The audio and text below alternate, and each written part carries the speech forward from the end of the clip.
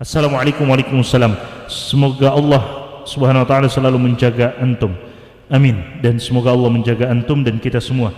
Saya mau bertanya, bolehkah berwudu dalam kamar mandi yang di dalamnya juga terdapat WC?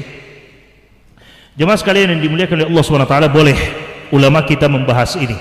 Yang jadi masalahnya adalah kapan kita mengucapkan bismillah ketika kita berwudu dalam kamar mandi yang ada WC-nya di dalam.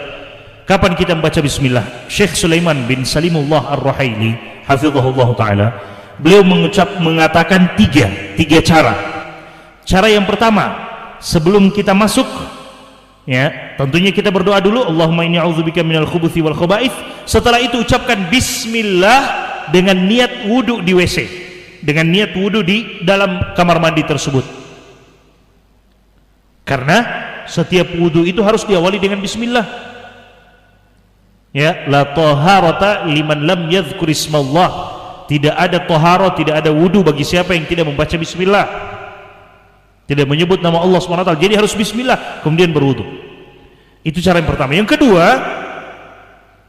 ucapkan itu dengan suara yang pelan meskipun di dalam kamar mandi. Bismillah kemudian berwudu. Kemudian berwudu. Yang ketiga, berwudu saja tanpa mengucapkan bismillah, nanti setelah keluar ghufranaka baru ucapkan bismillah, niatkan untuk wudu yang tadi. Dan cara ini yang paling lemah karena bismillahnya terlambat. Cara ini yang paling lemah. Ala kulli hal, jamaah sekalian yang dimuliakan oleh Allah Subhanahu wa taala, saya pernah mendengarkan juga dari Syekh Anis Thahir, beliau katakan ucapkan bismillah di dalam dengan ucapan yang cuma didengar oleh diri kita sendiri, tidak masalah. Dan itu juga dikuatkan oleh Syekh Saleh Al-Utsaimin hafizahullahu ta'ala. Ketika beliau membahas ini, beliau katakan tidak masalah kita ucapkan bismillah dengan ucapan yang kecil kita dengar sendiri. Kenapa? Karena kondisi kamar mandi yang ada WC-nya di dalam yang ada di zaman kita berbeda dengan apa yang Nabi maksudkan pelarangannya. Kenapa? Yang Nabi maksudkan adalah Baitul Khala.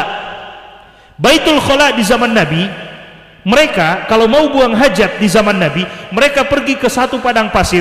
Baitul Khala, bait rumah, rumah. Khala artinya yang tertutupi dan tidak ada pandangan manusia di situ. Makanya mereka pergi ke padang pasir, mereka lihat sudah tidak ada orang yang bisa melihat mereka, maka mereka buang hajat di situ. Setelah mereka buang hajat, apa kotoran yang mereka keluarkan pada saat itu masih tetap tertinggal di tempat itu. Ini penjelasan Syekh Shalih Al-Utsaimin. Masih tetap tertinggal di tempat itu. Jadi kotorannya masih ada di situ. Maka tidak boleh mereka berwudu di situ. Kenapa? Masih ada kotorannya. Mereka harus pergi ke tempat yang lain. Adapun di zaman kita sekarang cukup dengan menekan seperti itu, langsung hilang bekas kotorannya. Langsung hilang bekas kotorannya. Maka beda kata Syekh Shalih Al-Utsaimin. Sehingga kita boleh berwudu di situ, di kamar mandi kita dengan mengucapkan bismillah, ya, dengan suara yang didengar oleh diri kita sendiri, ucapkan bismillah kemudian kita berwudu. Ya, jadi seperti itu. Wallahu taala a'lam.